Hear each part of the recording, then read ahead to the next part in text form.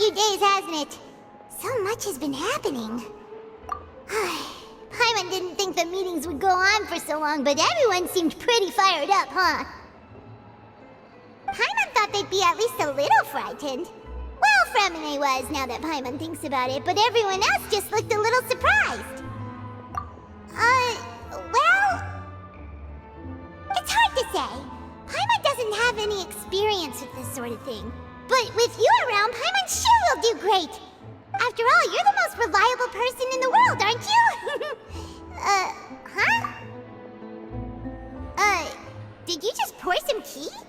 Paimon didn't notice you doing that at all. Then what's that? Paimon's never seen that cup before. Don't be frightened. I'm just joining you two for tea. I merely refrained from saying anything till now. Who's that voice? But there's no one here. Aw, have you forgotten me already? Wait, you are familiar. You're the voice we heard from the sky in Sumeru. The voice from the sky, I fear that description is wrong. Though, not completely wrong. You're feeling lost now, just as you were feeling previously. I sensed that confusion and thus came to you. Guiding people is an irresistible hobby of mine, after all. Consider me a passerby, just accepting a commission from my friend's disciple on a whim.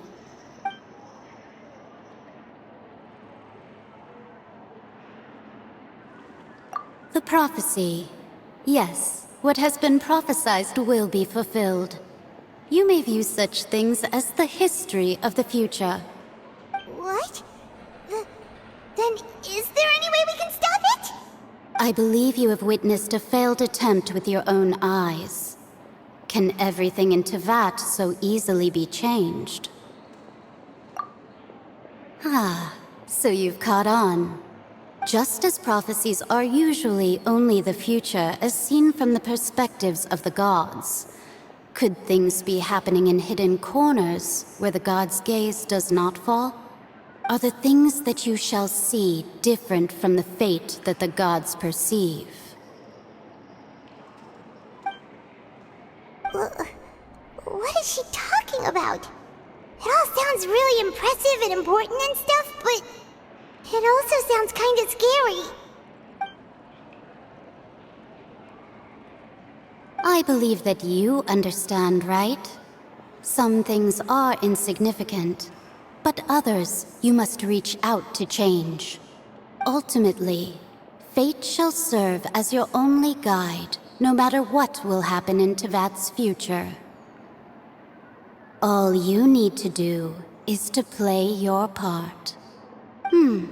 This was good tea, by the way. Thank you for your hospitality. Well, that'll be all for today. The voice.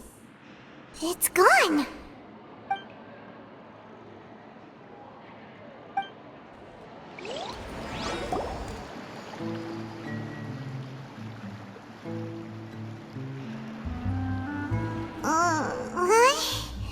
I want to hear someone talking. All right, coming. Hey, it's you who's getting lazy, okay? Well, I see I've walked in on some lively banter. Luna! Fine, just fine. I went to take part in that Steambird panel. It turned out to be more interesting than I expected. Not all Fontainians are pessimistic about this. One journalist mentioned that sitting around and waiting for the end to come would be wrong, and that they should make their own rescue preparations. I agreed, so we had a brief chat with her. Did she have pink hair by any chance? Why, yes! It was Charlotte. You remember her, right? That daredevil journalist? I'm in full support of her view. Prophecies are very important, but how can people allow their lives to be commandeered by just a few words? That's right! Paimon's glad to hear something sensible for once. Ah, yes. About what we had discussed before. I did try, but I'm afraid I couldn't reach the old hag. I'll try again tonight, but I wouldn't get your hopes up. Huh?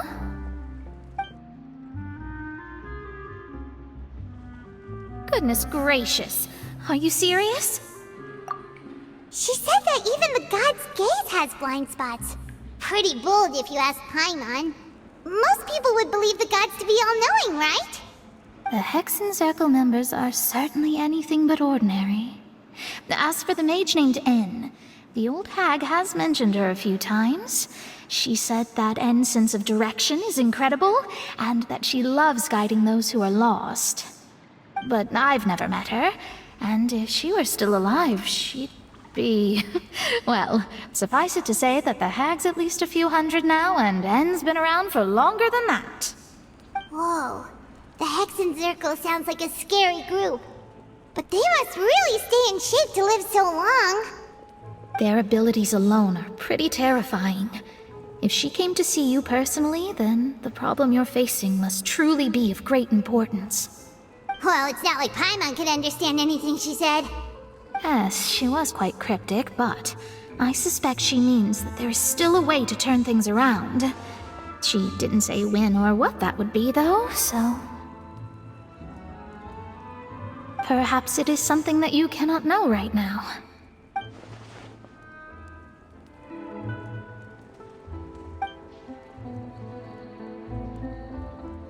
Traveler, Paimon, are you two all right? Oh, we're fine. We're just a little down right now. It kind of feels like the end is coming, you know? I see. I feel that same sense of desperation, too. I guess you could consider me someone who has often witnessed fate. So far as I have seen, it cannot be swayed. But even so, I still hope for, and believe in, miracles. Astrology is eternal and rational, but fate may not be. It is cruel, but it can also be beautiful. Perhaps that's what En was trying to tell you. Not to lose heart, and to believe that what you are seeing playing out before you is not yet set in stone. I did originally think of steering clear of all this, but I couldn't. Even if this is all futile, I still wish to help everyone. If we don't struggle to the last, then how can we face the end when it comes? Huh. You do have a point. There I go, talking about astrological principles again. Sorry about that. The moment I start talking about work-related stuff... I need to get going. It was worth trying to comfort you, even if only a little. I believe that you'll help those who are struggling in the same way I did.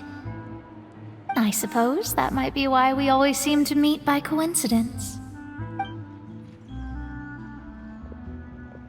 Paimon feels kinda moved by what Mona said. But also kinda sad, too. Hey, Traveler. Paimon suddenly feels like going outside for a walk. Let's go. Let's walk around the city, shall we? There's a few spots we always like to walk by.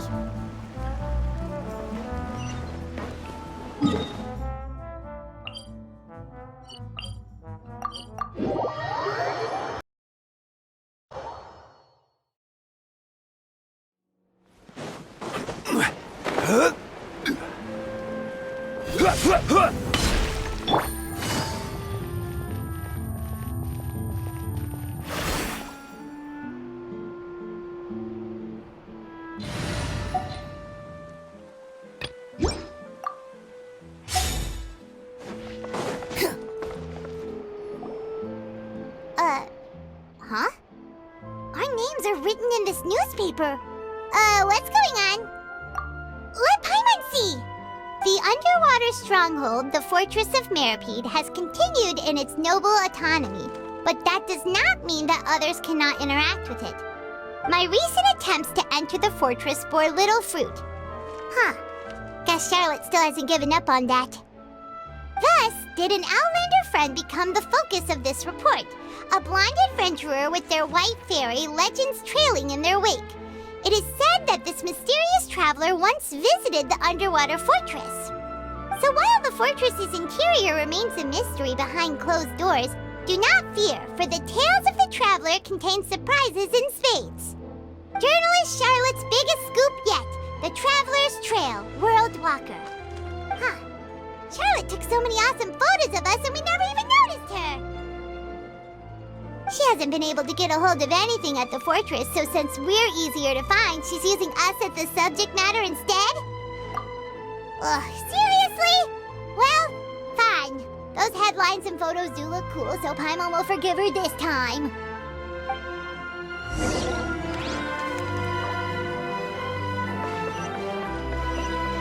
Quit following me. Too slow.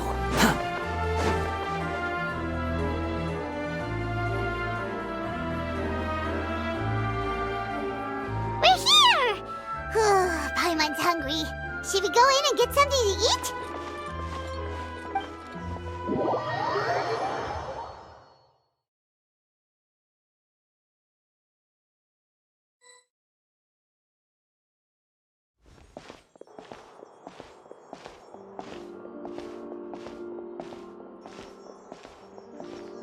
Hey, quick! Look! That's the limited edition only 16 slices a day cake! It was so delicious the last time we tried it! Despite the tense situation we were in, let's give it another go! Paimon's sure it'll be great! 1 slice of cake, please. Someone showed up after all! Oh, wait, you're the one from the Palais Mermonia. Oh, are you here to buy cake too? It seems Monsieur Nervalette was right. You really can eat. Wait, did he really say something like that? That's right.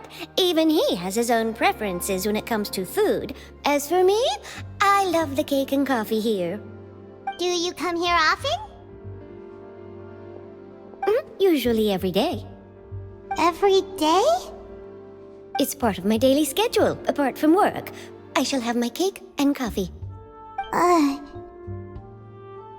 Then what if someone told you one day that this place would be closing soon, and you wouldn't get to eat cake here anymore? What would you think? But why would it close? Well, Paimon doesn't know either, but maybe the waters will rise tomorrow. You know, like in the prophecy. Oh, the prophecy.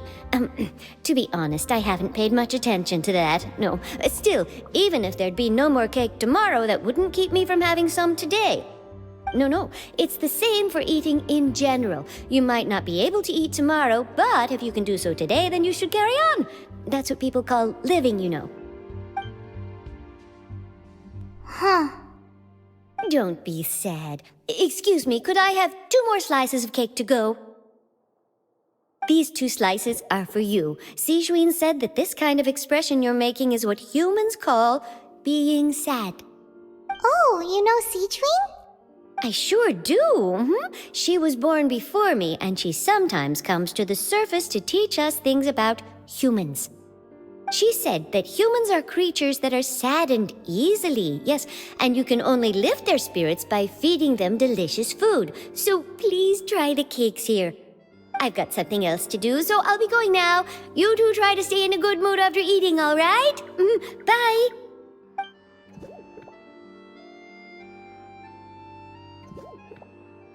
And there she goes! Alright, let's dig in. Paimon's sure this cake will be delicious. It's more delicious than last time! And the flavor gets even better with a sip of tea. It sure would be nice if we could come again tomorrow. Sure would be nice if we could always eat delicious food here.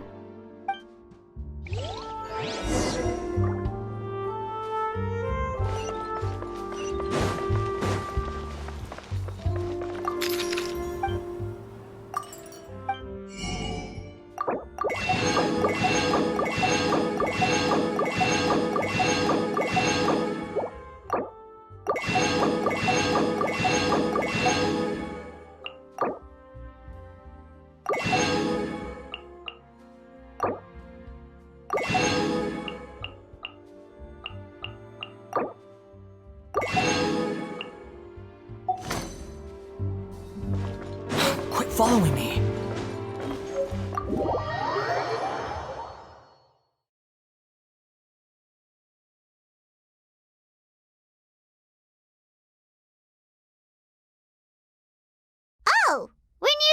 Steambird office.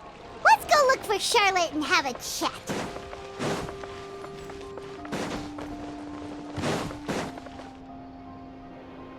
Wow! If it isn't the Traveler and Paimon! Oh, have you seen the article I wrote about you? Ha! You've got some nerve! You just used us to make some quick mora! Oh, you needn't worry about that. I heard that you were in Poisson some time back, so I sent you a letter to discuss just that. It appears you didn't receive it, though. It's all right, though. I've set aside the amount intended for you. I've even set the table with some food. Really? Oh, you're the best! You're almost a little too easy to win over, Paimon. If I were a journalist with ulterior motives, you'd be in trouble now, you know. Oh, Paimon knows you're not like that. Still, what brings you here all of a sudden? Were you looking for me? When Mona mentioned you, we thought of coming to see you at work. I see. It seems you've already bumped into Mona here in Fontaine. So she mentioned me? What did she say? She said that you're a real daredevil of a journalist. Nice. In which case, can this daredevil journalist dare to request an exclusive interview with the legendary Traveler and Paimon? Huh? So your article in the paper today doesn't count? Oh, of course it doesn't. That was more like live photography. What I'd like to do is dive deeper and ask you to talk about the things you've seen and experienced. Yeah, are we even qualified enough? Why not? If I say you're worth an interview, then you're worth it. But not right now, of course. I'll need a few days to prepare. Oh, in that case, we'll just chat when you have the time then? Oh, so that's a yes? Ooh, splendid! I'll tell the editor-in-chief immediately. I'll have to apply for lighting, a venue, some props, and... Whew, so much to get done now. Talk to you later. Wait, Charlotte, Paimon's still got a question for you. And what's that? If, just for example, Fontaine were to be flooded tomorrow, what would you do today? Huh. That's the prophecy you're talking about, isn't it? I mean, I do hear about it often, but I've never once thought that the day could be tomorrow. If you're seriously asking, then I might try and think of a way to leave Fontaine. Oh, but I'm still a journalist first and foremost. That means I have a duty to be reporting from the scene. And secondly, I wouldn't forsake my homeland that easily. From what I've seen, most people don't know what they'd do should the worst come to pass. In truth, it might be better just to behave like normal rather than worry over such an end. So in all likelihood, I'd probably still be prepping at the office for that interview of ours. I know what you're thinking. That sounds a bit sad, but I've always believed that it's best to do what you enjoy. Just think about it. If this nation really were to be suddenly destroyed tomorrow, but I still successfully finish an exclusive interview with a truly unique person, then the story I would wind up writing would truly be timeless. And then do you know what I'd do? Well, I'd write that story, send it for printing, and use messenger pigeons to get copies out to the various nations as soon as possible. I'm not a dreamer, nor am I a workaholic. But I do love my job, and I'd be proud of leaving such an article behind. I guess you could say that I was born to be a journalist. But anyway, that's my answer. And on that note, I'll get back to my preparations. That's so nice. All of a sudden, Paimon actually kinda envies her. Anyway, let's go and take a look at the sea, shall we?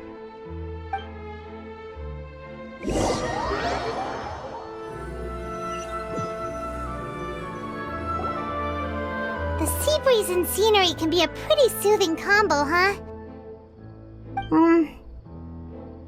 Paimon's been thinking. If it wasn't Fontaine, but all of Tevat that would be destroyed tomorrow, where would we go and what would we do?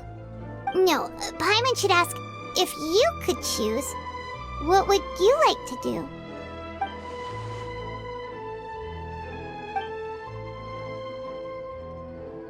We've always been moving to the next destination, so we haven't spent much time thinking about these kinds of things. We didn't have to either, with us always being on the road and whatnot.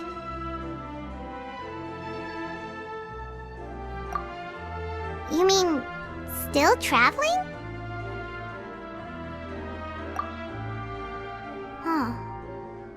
Wait, isn't that what we've always been doing?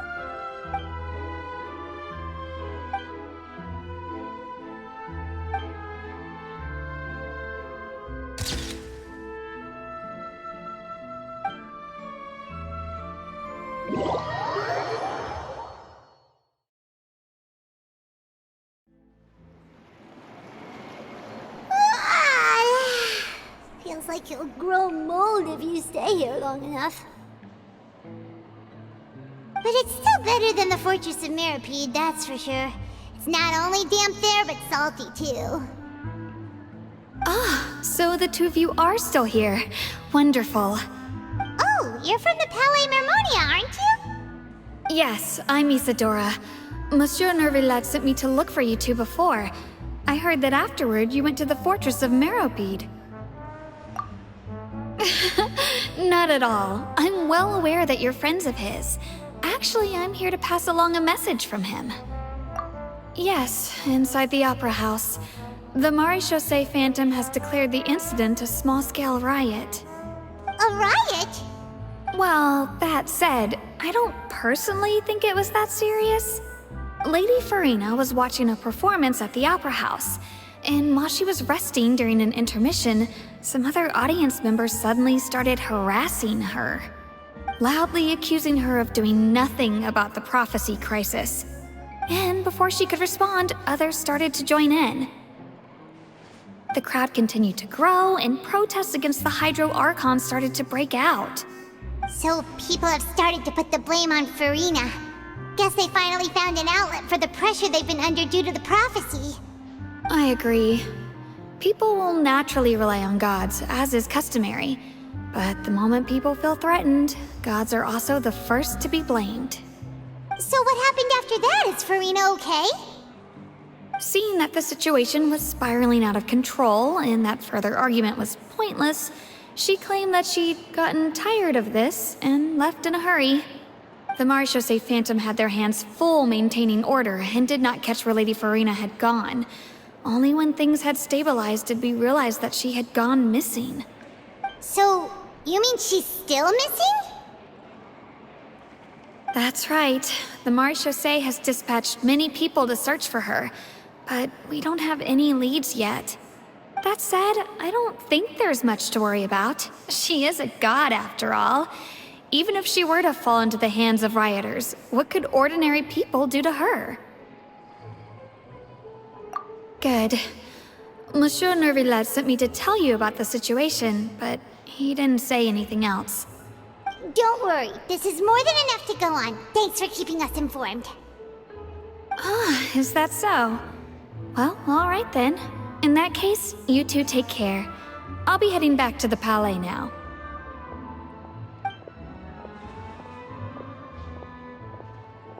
Well, sounds like we should hurry over to Poisson then. If we know Farina, she won't try to fix things in this situation. Instead, she'll look for a place to wait out the heat. And, as we also know, she may be loud and dramatic, but she doesn't have a heart of stone. When Nervilette was talking to her in the Palais Mermonia, and she heard about Poisson, she couldn't hide her sadness and remorse. It would be hard for her to ignore being accused by the public today.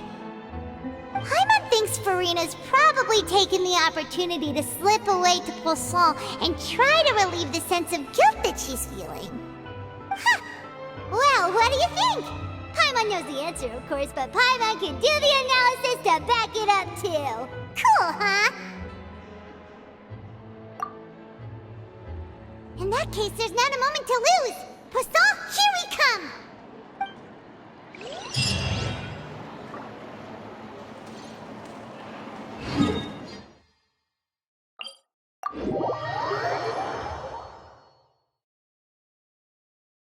This place looks deserted. Guess all the survivors must have evacuated already. All that's left here are signs of devastation. Could Farina really be here? Let's try to find her as soon as possible.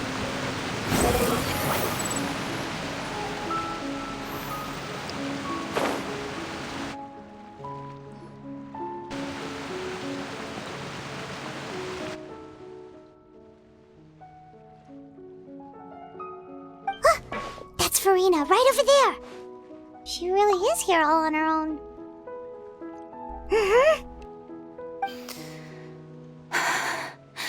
Should I just give up? This is all meaningless. What was meant to happen did happen after all. Everyone's dead. I'm sorry. I'm so sorry. Give up, Farina. There's no point in holding out. I'm sorry. But what can I even do other than to repeat meaningless apologies over and over? Who's that? Don't worry, Farina, it's just us. So it is you, blonde traveler from another land. Why, I almost thought you were someone from that mob of my ignorant subjects, come to kneel and beg for my forgiveness. Farina, you were crying just now, weren't you? The tear stains on your face are obvious. What do you mean, tear stains? Oh, I remember. The show at the Opera House earlier this morning was so moving. I'm still trying to process it. Who did that uncivilized rabble think they were, disturbing my enjoyment of the arts? They even dare to tout their Archon. I must teach them a lesson. I can just imagine their twisted and frustrated faces once they realize that I'm nowhere to be found. Oh, and I'm sure Nouvellette and those people from the Marche Chaussee Phantom are freaking out right next to them, too.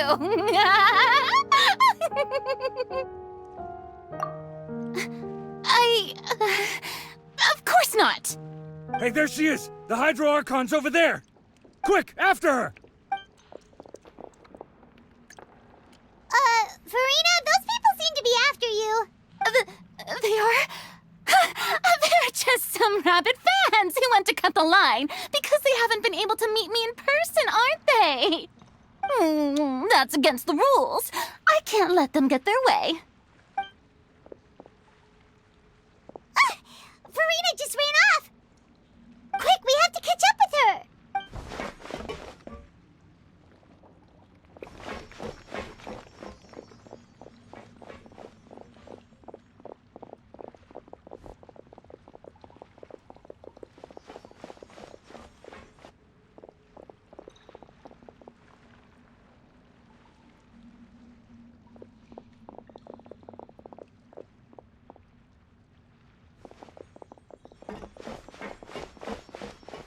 This should be the place, right?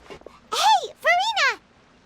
There's a good hiding spot over here. Quick, come to Paimon before the rest of them catch up to you. What is this place? Hurry, they're almost here. Fine. I suppose haste is warranted. Lead the way.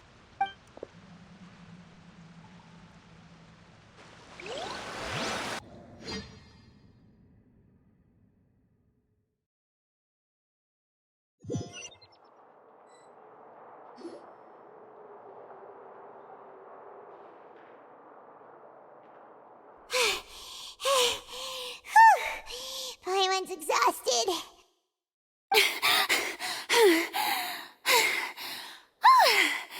I'm so tired. I totally thought they had caught me. No, I merely gave in to the sheer enthusiasm they displayed.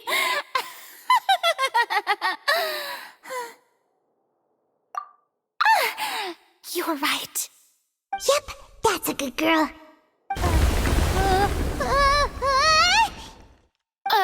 What's happening? The ground's shaking. Is it an earthquake? Yeah, a quake of this kind preceded the flooding in Poisson, didn't it? It can't be. It's happening again. Well, there's no need to worry too much about that. Nouvellette's made some emergency plans, so the evacuation should go a lot smoother this time. Yeah, I hope you're right. But the people of Poisson, They've already...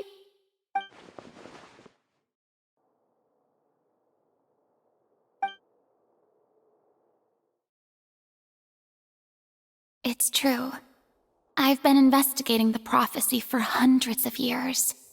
I once had informants all over Tevat, searching for clues and feeding information back to me. I've tried all kinds of ways, too, to hold back the sea. Anything to keep the coastline from advancing. But all my efforts proved to be futile in the end.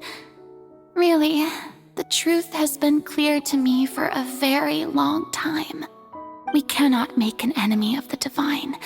No matter what we do, the will of the heavenly principles will have its way, and the prophecy shall be fulfilled.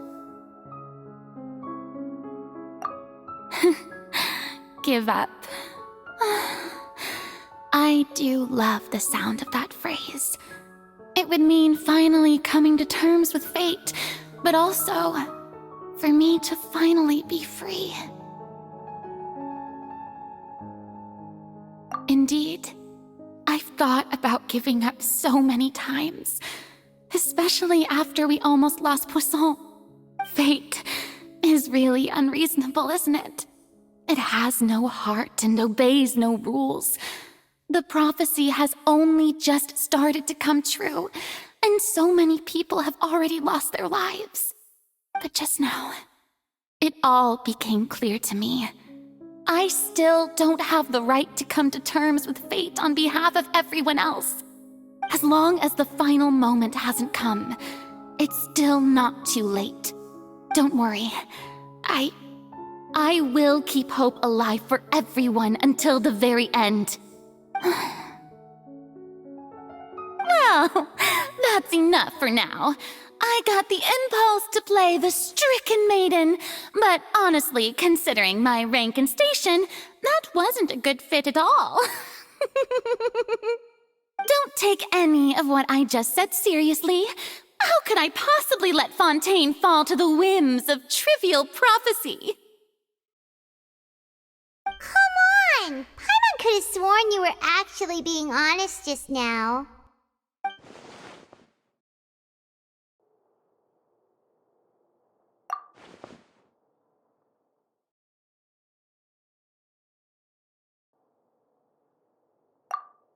Share my burden. That's impossible. It was fated right from the start that this would be my duty alone.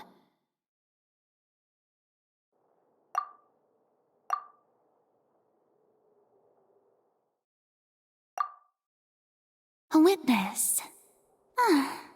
Yes, I've heard that you came to Tevat from beyond the stars, yes. In other words, you never belonged here. And if Tevat is, in its entirety, a show on a stage, then you're just a spectator, aren't you? If that's the case...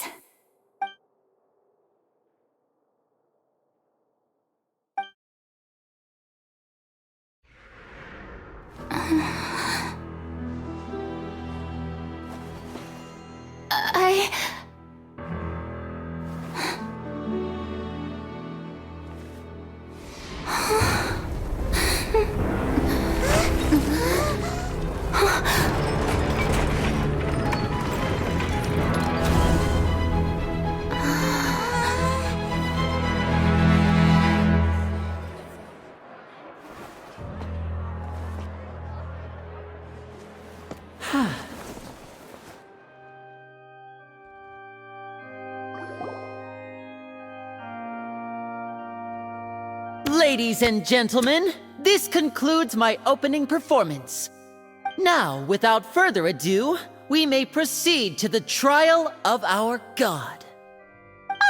So this is what it is. Yes, you deserve praise for the effort you took to raise the dramatic stakes. Do not forget, however, that I am Focalor, the god of justice, the embodiment of justice itself. Does it not strike you as even the least bit absurd to bring the very concept of justice to trial? May I interpret these words? as your refusal to stand trial. In that case, you will have the opportunity to defend your honor through a duel. You would draw your blade against a god? I see. It seems like you have made up your mind.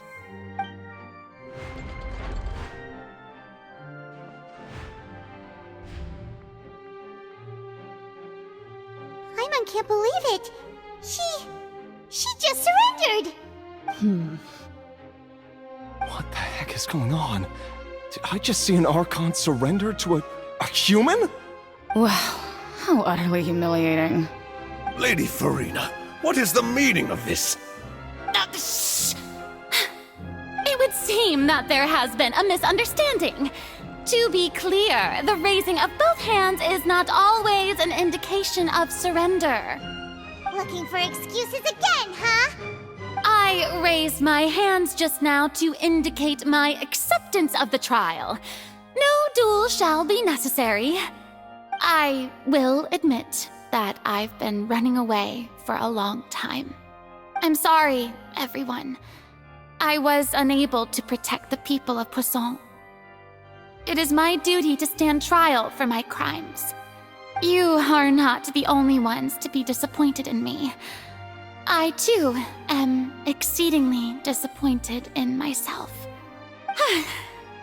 But now, it is time for the Hydro Archon to show you her courage and resolve. I, Farina, will use this trial to show the world the true meaning of justice!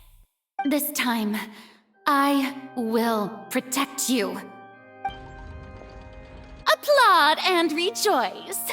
One of the most outrageous and fantastical arcs known to the opera epiclese is now unfolding before your eyes. Mark my words, this shall be one of the most exhilarating and brilliant shows ever to grace the stage of Fontaine! The trial of the Hydro Archon, Focalor, will now begin! Woohoo! Oh, now we're making history. Why does it feel like Farina just took over the whole thing? Like, come on! Didn't she just get forced to stand trial for her crimes? Also, even though she's still acting super dramatic, she is taking this seriously this time, right? All right, then. Who will be my opponent in this trial? The court asks the prosecutor to please take the stand. Is that so? Very well. Then please speak, witness of Tivat, my accuser and fated opponent.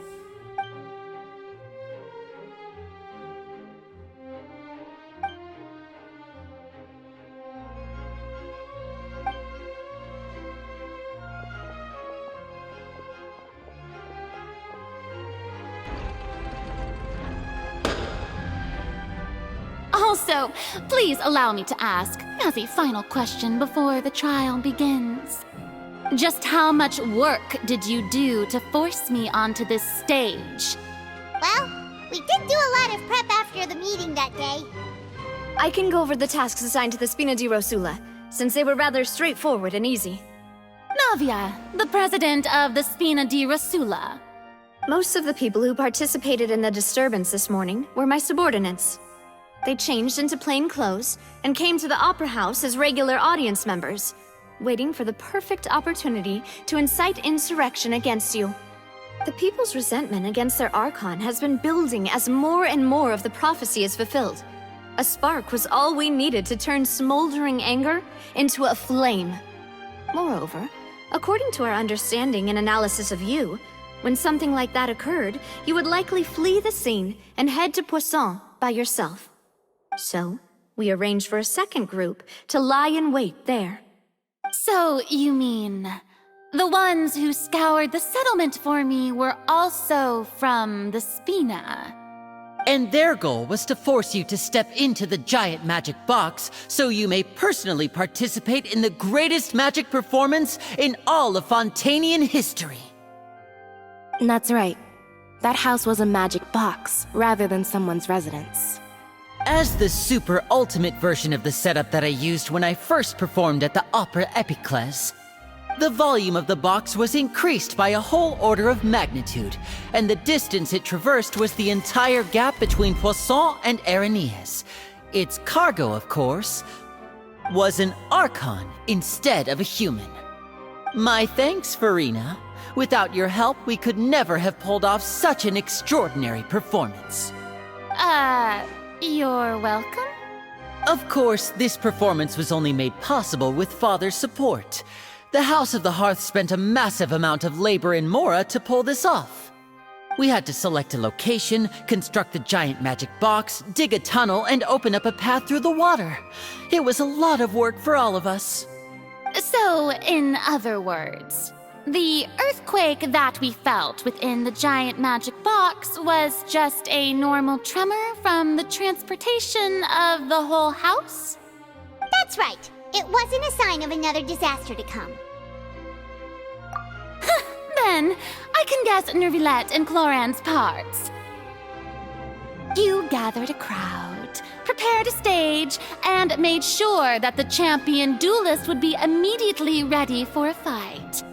All so that as soon as I appeared on the stage, the trial may commence without a hitch. Am I right? Yes, that is correct. Well, Clorand, I must commend you for your courage. Only the most outstanding champion duelist in all of Fontaine would accept a duel with an Archon without flinching. Thank you. As for you, Traveler, I suppose your role was to keep me distracted with conversation once you found me in Poisson. You'd make sure that I didn't notice anything amiss before revealing yourself as my prosecutor once we'd arrived onto the stage. Oh?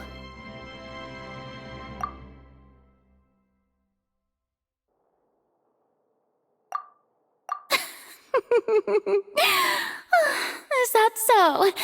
Then I suppose I must have missed my final chance. It's fine. It matters not. What's done is done. The stage is already set, so there's no reason to disappoint the audience. Let's see this trial through to the very end.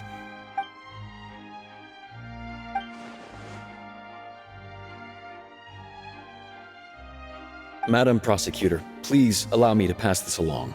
This is a document that Miss Charlotte applied for and received permission to share with you during the trial. According to her, it should speed up the proceedings. Huh? Charlotte wanted to give us something? Oh, so she's here too! Hey, Charlotte! Oh, let Paimon see. Isn't this the exclusive interview that she did with us before? So she's already finished it, huh? Wait. Then that means this document is a perfect timeline of everything that's happened ever since we stepped foot in Fontaine! So in other words, we can refer to this anthology of evidence every time we want to use something from our journey as evidence for an argument! Let's quickly confirm the information in it. Just think of it as a refresher, alright? You defeated the Hydro Archon in the very first duels you took part in at the Opera House. That's one for the history books, all right. I didn't think that you'd wind up getting to the bottom of the case I'd been following all this time. I guess you could also see this as a happy coincidence. This is the first time Monsieur Nervilette had a difference of opinion with the Oratrice. Even the Hydro Archon can't figure it out. A Fatui Harbinger. She's an extraordinary person. Her instinct must mean something. The fortress of Meripede was almost destroyed in a single day. That I didn't witness that scene personally will always be a source of professional regret, I think. According to Monsieur Nervilette, both Child and that whale should have been in the primordial sea at that time. I nearly lost my awesome friend Navia. To be honest, that still gives me shivers. The words of someone as extraordinary as a witch can probably only be truly understood when something surreal happens to you.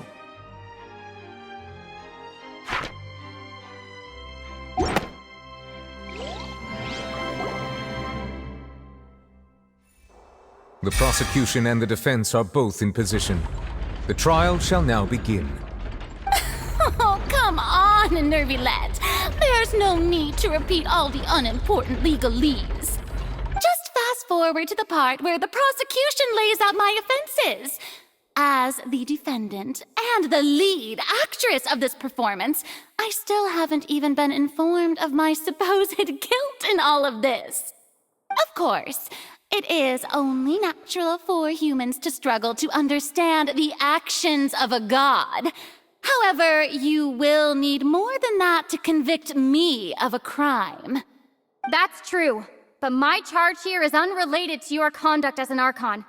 Instead, I would like to charge you as a fraud who's never been the Archon in the first place.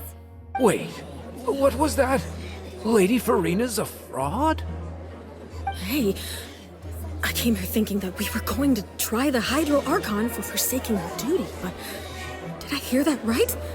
She's not our Archon at all? Charge accepted. Lady Farina, do you plead guilty to the charge?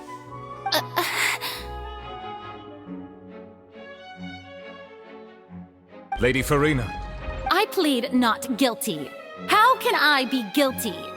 There is no way that I, Focalor, otherwise known as Farina de Fontaine, a member of the Seven and the Regina of all waters, kindreds, peoples, and laws of Fontaine, could be anything other than your true Archon.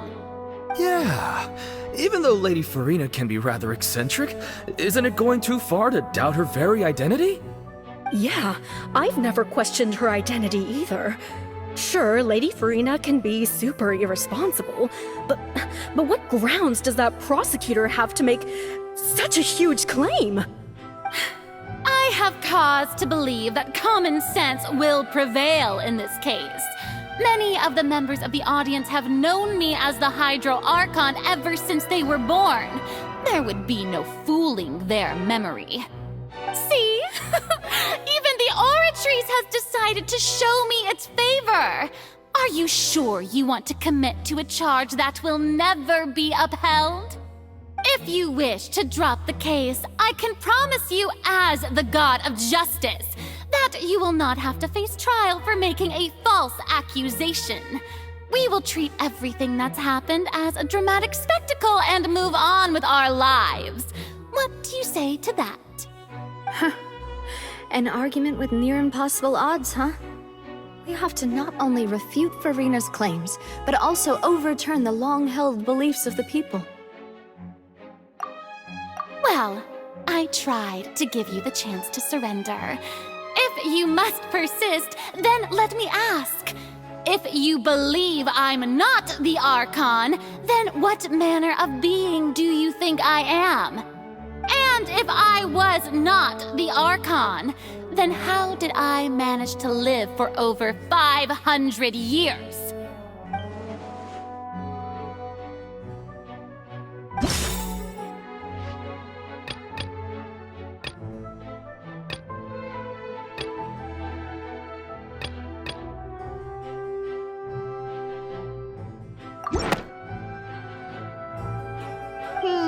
That doesn't sound right.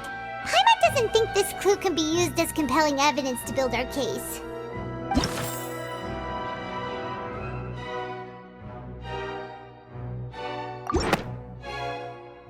First of all, you may be a member of another long-lived race, which would allow you to naturally possess an extended lifespan.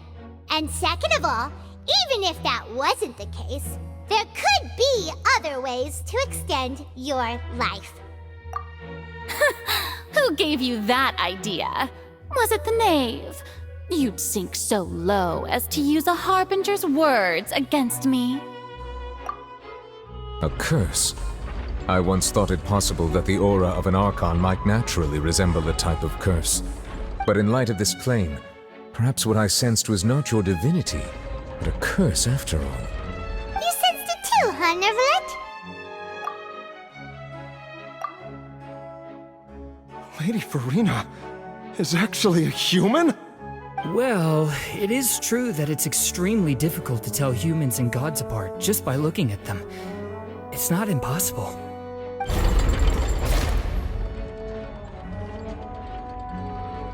Well, don't start celebrating too early now.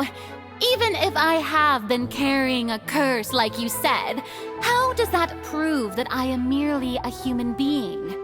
Besides, everyone knows that the main difference between a human and a god is the possession of authority. Gods can do what humans cannot.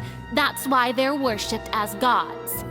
For centuries, manifestations of my authority have served the nation of Fontaine. One need only to turn their eyes towards the Oratrice Mécanique d'Analyse Cardinal in this very opera house, or consider the indemnitium that is used in every aspect of life.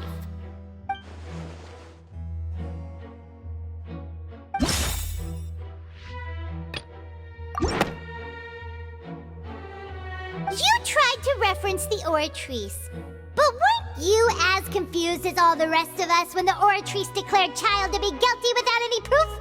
Otherwise, you should have come up with a good explanation for that by now.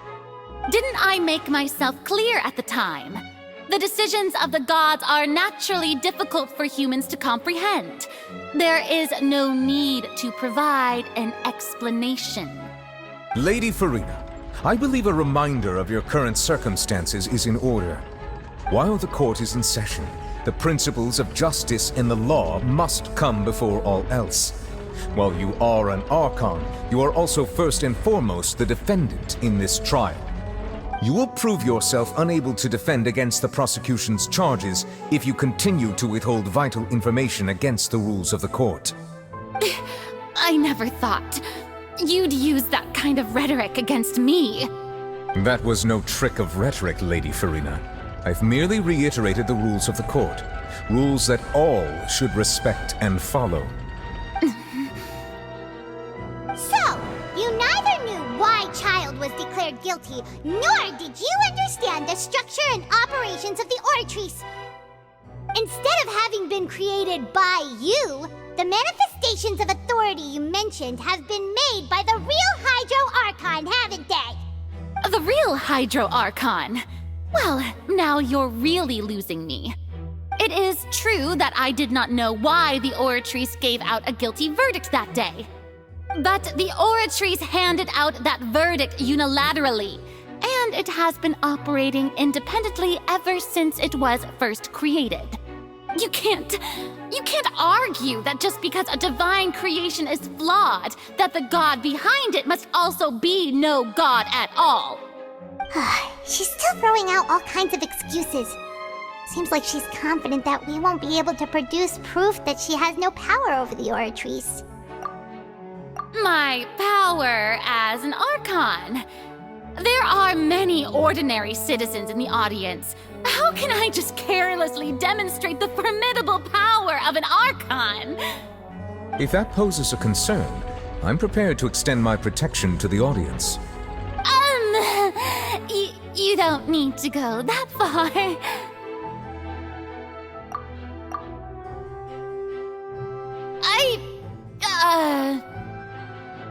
Aren't you the Hydro Archon?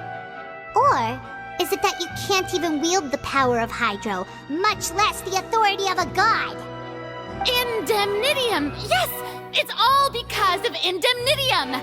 All Archons derive their power from the faith of the people, and I've converted the people's faith in justice into Indemnitium! Thus did I give up all of my divine power to provide everyone with energy for their daily lives. Have you ever seen a more magnanimous god? Isn't that a huge stretch?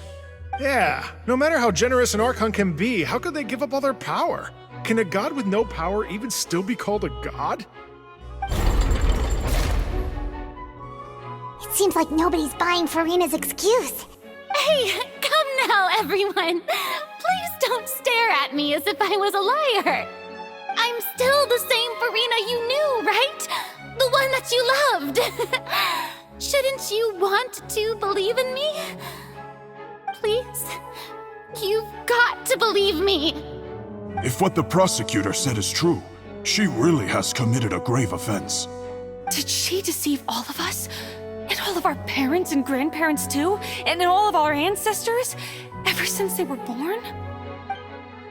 Enough! That's enough. Tell me then, if I'm not the real Hydro Archon, then who is? If you have no evidence of another Hydro Archon's existence, nor can you find anyone who can back up their claim to be such, then what grounds have you to say that I'm not actually the real deal? Wow, she came up with yet another argument. How can we refute her now? Seems like she really doesn't want to give up.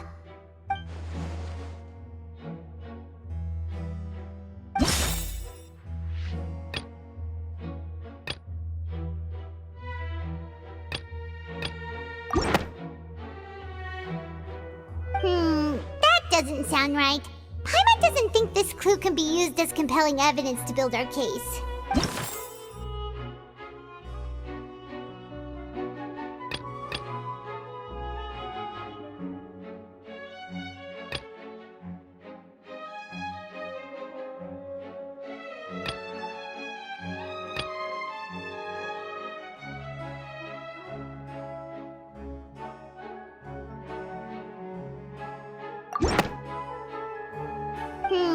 That doesn't sound right.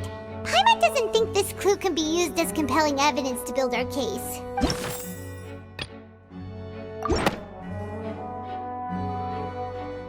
It has been established that all Fontainians can dissolve in water from the primordial sea. And that means... Since you insist on claiming to be a god and not a human, then there's a method that you can use right here and now to eliminate all suspicions of you being the latter. Miss Navia, please apply to serve as a temporary attorney for the prosecution before addressing the court. Though you act in partnership with the prosecutor, you must still adhere to proper procedure. Super sorry, Monsieur Chief Justice. I swear this really will be the last time that I'll speak out of turn. Now, I've brought some seawater from Poisson. As everyone knows, a massive flood struck the area not long ago, taking many lives, including those of some of my closest friends. So, Miss Farina, would you dare to touch some of this seawater? If we are to believe that you are indeed the real Hydro Archon, touching this seawater would have no effect on you. All it should do is strengthen your case. But if you don't dare to touch it, then we would have basically proved the reverse. Oh, and I must remind you that after the disaster at Poisson, nobody wants to see any more people dissolve. I do hope you'll act prudently and choose the simpler path of admitting guilt. Navia from the Spina di Rasula. The Spina has governed Poisson for many years. I guess her suggestion is valid. If Lady Farina is indeed just a human, she's probably Fontainian like all the rest of us. Would she really dare to try?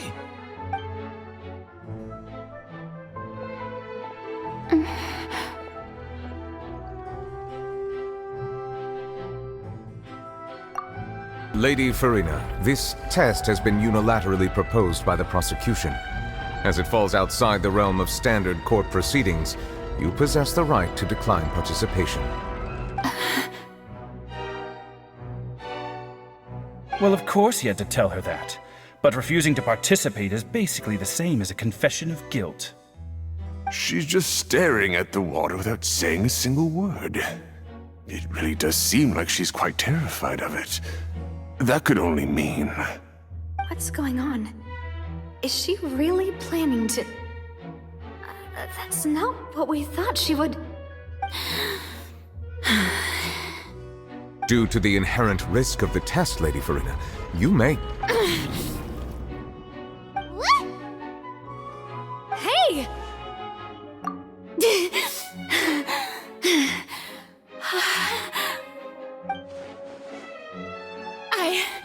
I'm fine!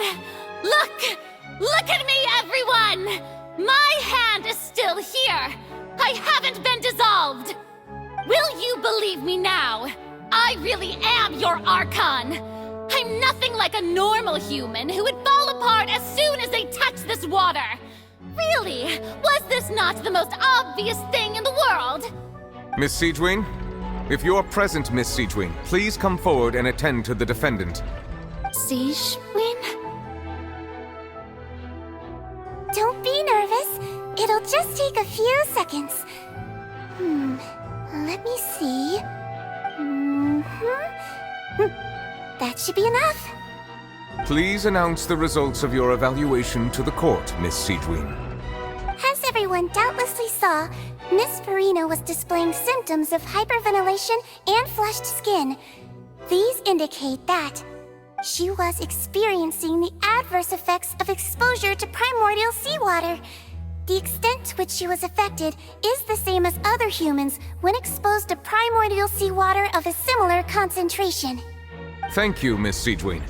Lady Farina, you may return to the defendant's stand. Oh, wait. What did she just say? I didn't get dissolved. Shouldn't that be enough to prove my innocence? Well, considering your tendency to run from your problems, we did originally prepare a direct sample of the seawater around Poisson. However, after extensive discussion, we exchanged it for a sample that is not concentrated enough to dissolve an actual human. After all, on the off chance that something entirely unexpected might occur, we don't want anyone else to lose their life to the sea. Yeah, so out of regard for Farina's life, you secured a low-concentration sample and asked the head nurse to serve as an expert witness. It's a great thing that the direct sample wasn't actually used. Farina could have... I can't believe... You...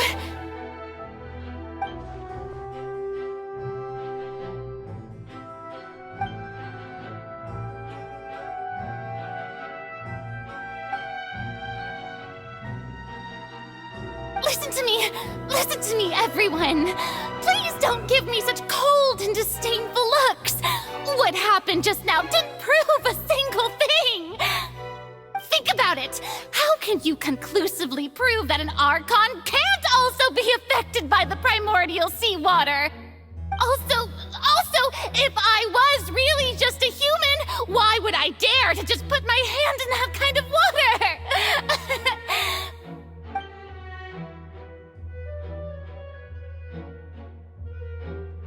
Please, anyone, just listen to me! I swear, I really am your Archon!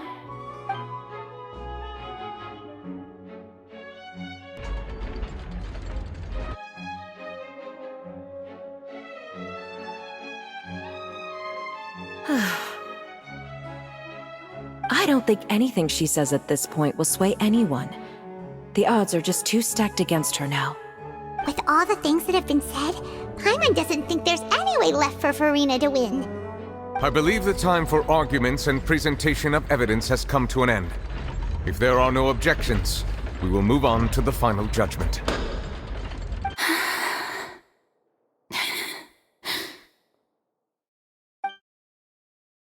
I don't think anything she says at this point will sway anyone. She's too stacked against her now.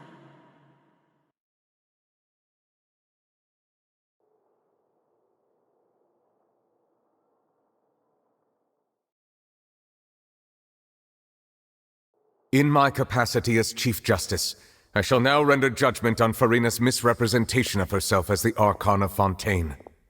As a human who knowingly deceived her fellow citizens, Farina is... guilty.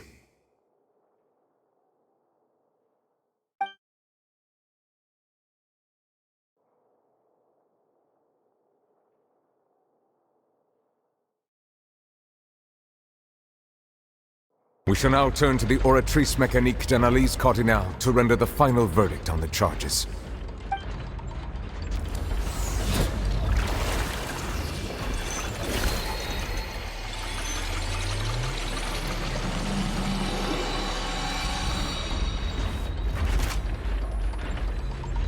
According to the judgment of the Oratrice Mécanique d'Analyse Cardinale, Farina is... Well, what's wrong? What's the Oratrice's verdict? No, the Oratrice also displays a guilty verdict. Isn't that correct then? However, the exact wording of the verdict is thus: The Hydro Archon. Guilty. To be punished via the death sentence. The death sentence? That's actually one of the available sentences? I've always thought that it was just a myth. The one and only time the death sentence has been handed out at the court, and it's been given to the very person we've worshipped as the god of justice? What an unexpected twist. Farina's been sentenced to death by the Oratrice? We just wanted to use the trial to show her the seriousness of things so she'd tell us the truth. How did things escalate this quickly? This outcome is indeed quite strange. According to Fontaine's current definitions of justice, as well as its recommendations for criminal sentences, is this sentence really appropriate for the crimes that have been committed? Yeah! Even Vacher wasn't sentenced to death by the Oratrice. You know, the real evil mastermind behind the serial disappearances case. Indeed. Not only is Farina's sentence overly excessive, the very point of our trial today was also to prove that Farina has never been the Hydro Archon in the first place. But now, the Oratrice seems to have deliberately invoked the title of the Hydro Archon. What does this mean?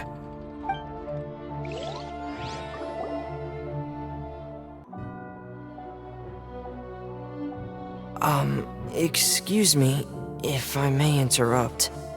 Is the trial still going? Fremine! Oh, you finally made it. I assume this means you've completed your mission? Mm-hmm. Any mission Father assigns to me will always be top priority. Is that the first prophecy slate? Huh.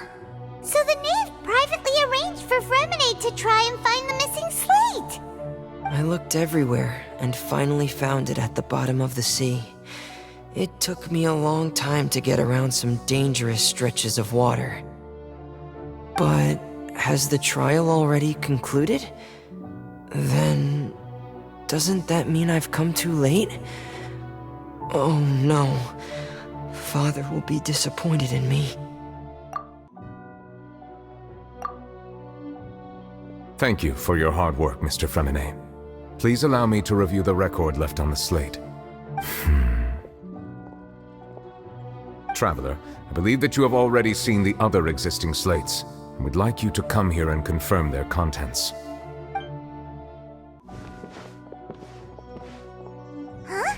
So what do you see? What is it?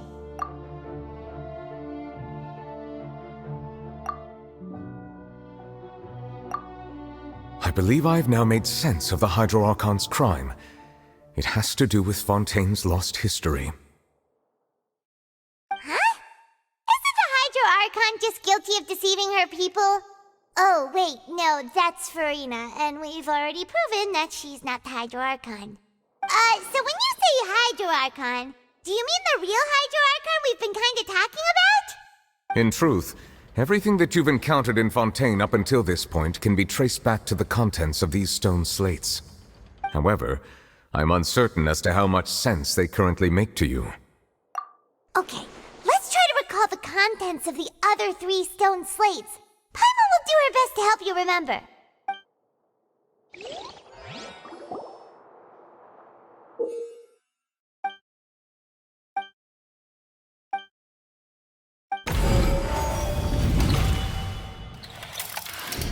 The first stone slate describes what you just said. It seems to show the previous Hydro Archon using her divine power, and then the Oceanids turn into humans. Does that mean that Fontainians are transformed Oceanids? Oh, Paimon wasn't expecting that. But if Oceanids can turn into humans, then perhaps this process can be reversed as well.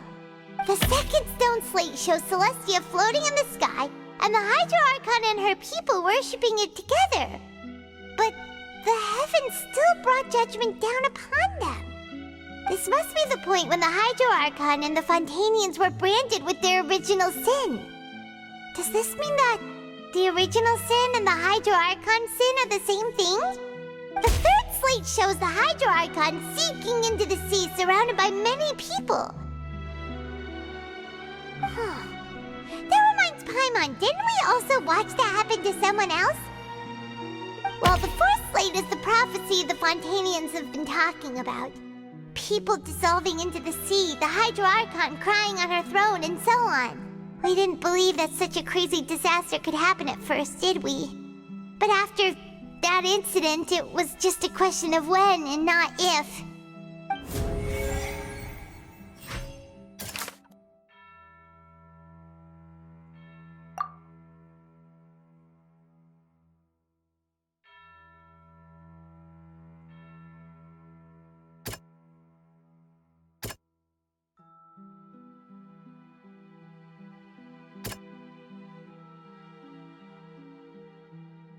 That doesn't sound quite right.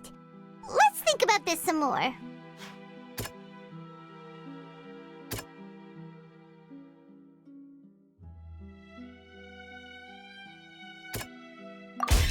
We know from the case of the serial disappearances of young women that Fontainians can be dissolved in primordial seawater. And the first stone slate tells us that long ago, the Hydro Archon used her power to turn Oceanids into humans. This might be the reason that Fontainians can dissolve.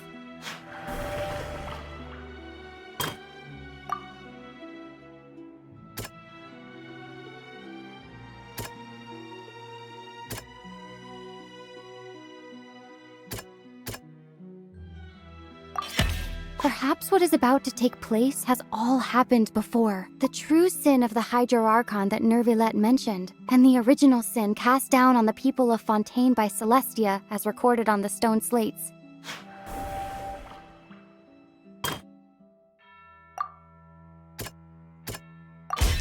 It's not as simple as falling into the sea. When Navia fell into the sea, her consciousness was subjected to judgment. The stone slates show the people gathered around the Hydro Archon in the sea. Could that be alluding to the same thing? That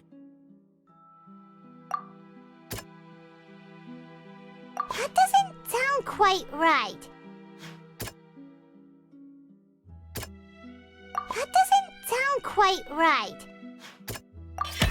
The prophecy from the stone slates found its way into society, but not many people believed it at first. The fortress of Meropide was nearly flooded with primordial seawater, which we know can cause Fontainians to dissolve. It seems increasingly likely that the prophecy may come true. If we hadn't dealt with it in time, things could have gone very badly. They'll dissolve into the primordial sea but won't cease to exist. Their essence will flow in the seawater, converge, and take the form of an Oceanid. The Hydro Archon was sentenced to death in court, shocking everyone present. Perhaps this means that her sin was actually Fontaine's original sin. Navia fell into the water inside those ruins, and she nearly dissolved. She was surrounded by the people of Poisson in a court within her consciousness, and was forced to take part in a trial meant to make her stay. The eruption of the primordial sea at the fortress of Meropide was the surest sign that the prophecy was about to come to pass no matter what. The prophecy's contents can all be verified by recent events. If we combine what we know together, loads of truth should come to light.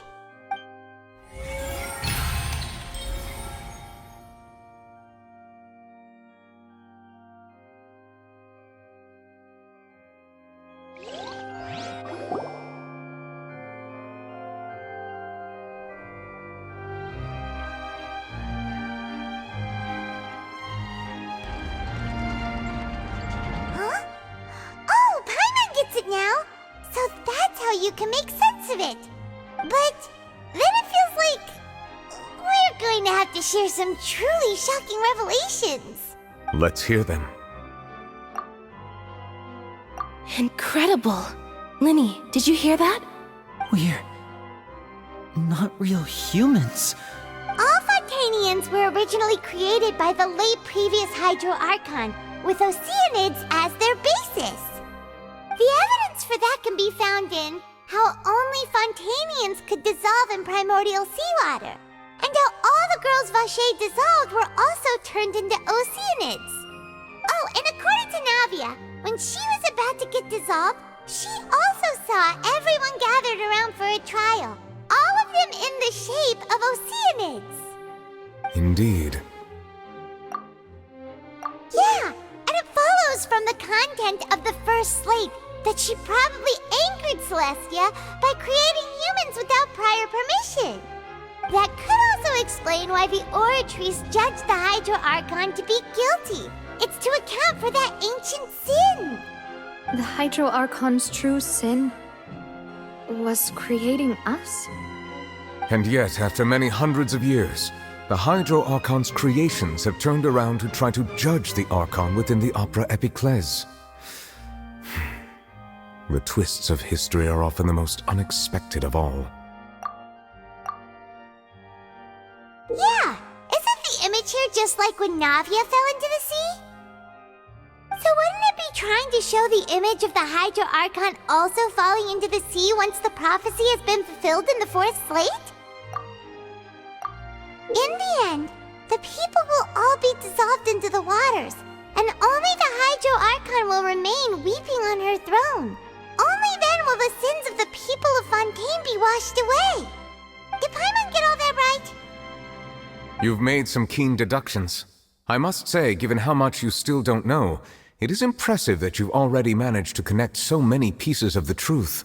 However, while you were able to decode all the information on the slates, they've also been etched with an additional layer of hidden information using a different power source. When we were at the ruins, I tried to decipher the hidden information recorded in the slates. But since we only had 3 slates at the time, I was unable to come to a full conclusion. Now that the slate collection is complete, I shall make another attempt to decipher the narrative recorded within. If everything goes well, we should finally be informed of the unadulterated truth.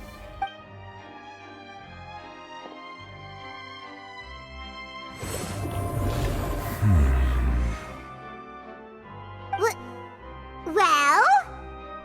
Did you get it? I believe I should share this truth not only with you, but with all the people of Fontaine as well. I will try to briefly summarize it for you. Your hypotheses regarding the origin of Fontainians and the sin of the Hydro Archon were both correct.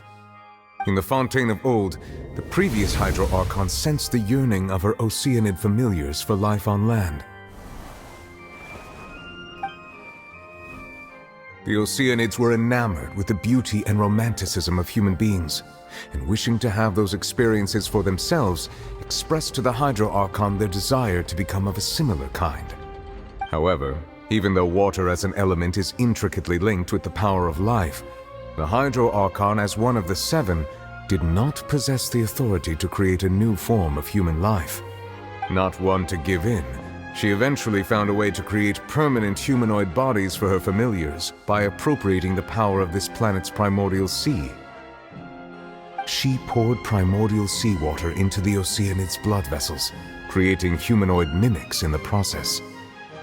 But if Fontainians were to ever come into direct contact with water from the primordial sea, the power within their bodies would escape these artificial restraints and return to the sea. As a result, their forms would collapse, and they would be reverted to their original forms as Oceanids. Of course, the Hydro Archon never received permission from the heavenly principles to create a new human race. And thus, the Hydro Archon and all of her creations came to shoulder the original sin of appropriating the power of the primordial sea.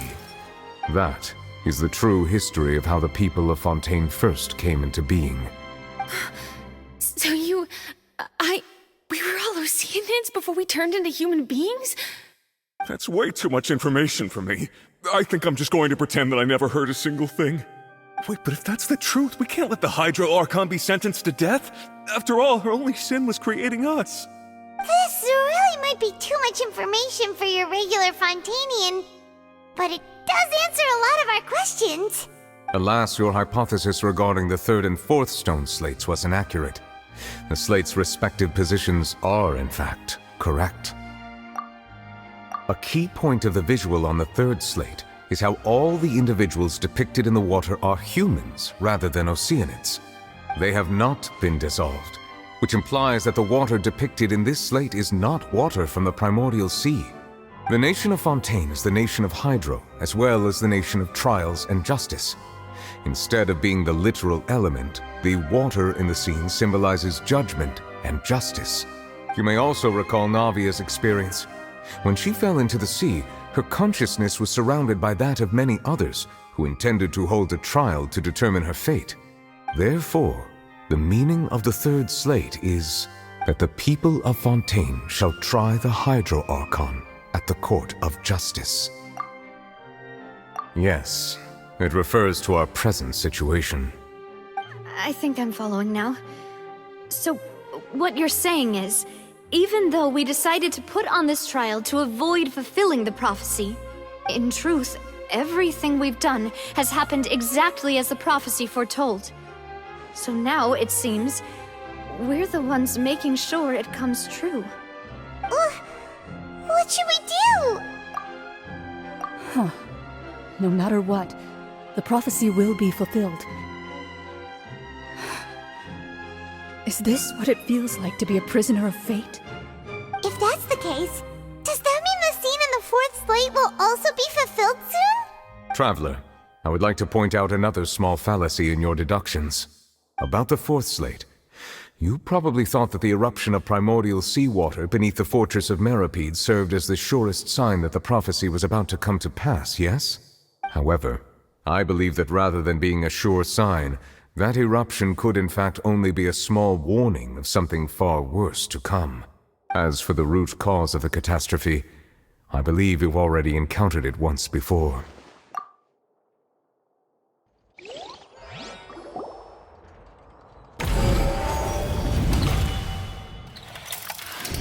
This eruption was just a small warning of the things to come. We must find the root cause of the disaster.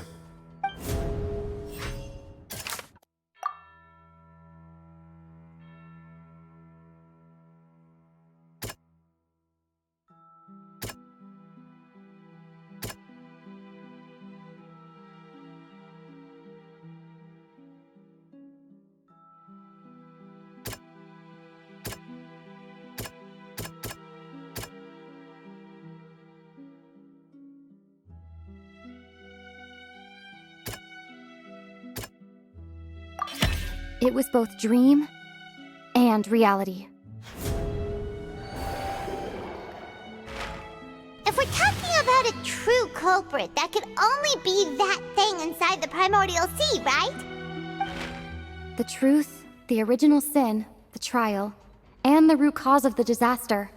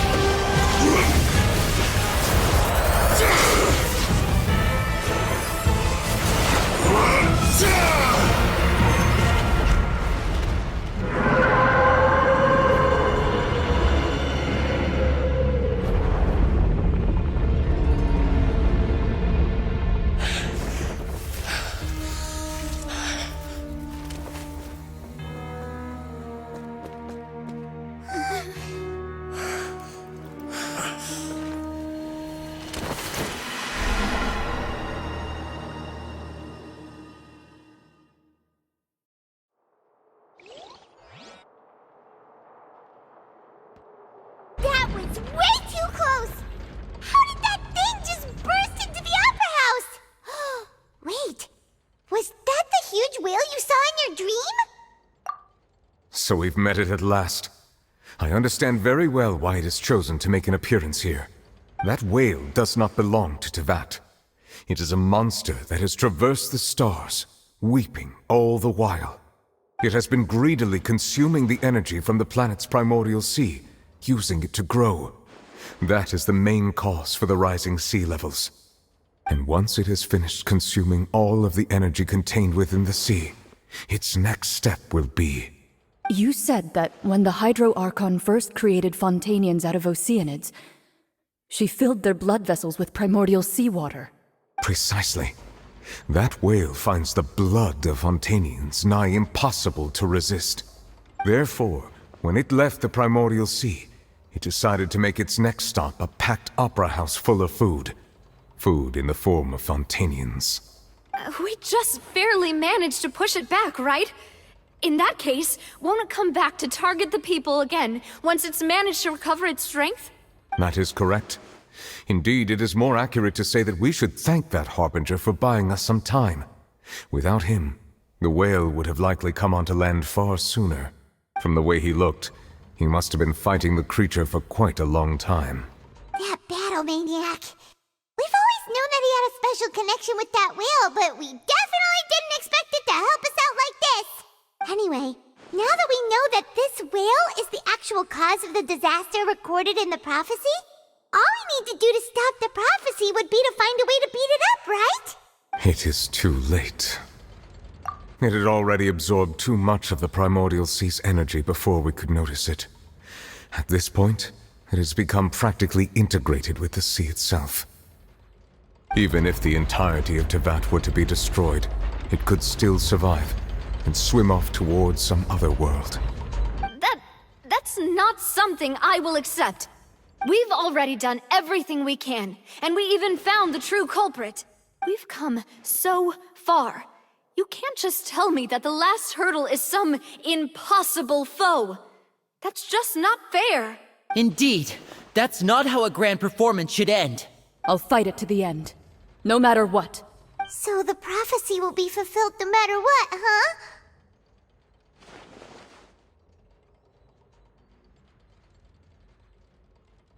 The prophecy. Yes, what has been prophesied will be fulfilled. You may view such things as the history of the future.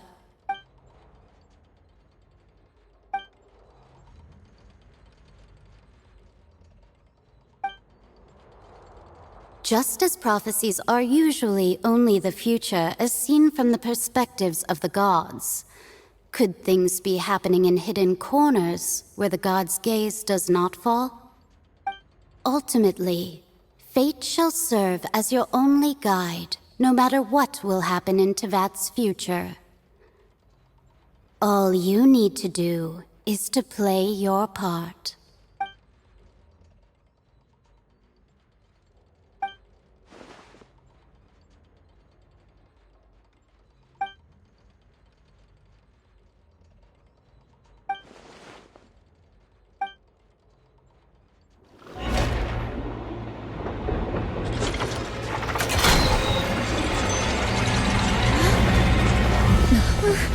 What's happening with the aura trees? I believe it is preparing to carry out the death sentence.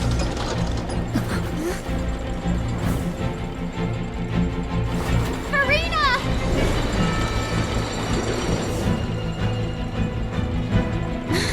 No, I still need answers.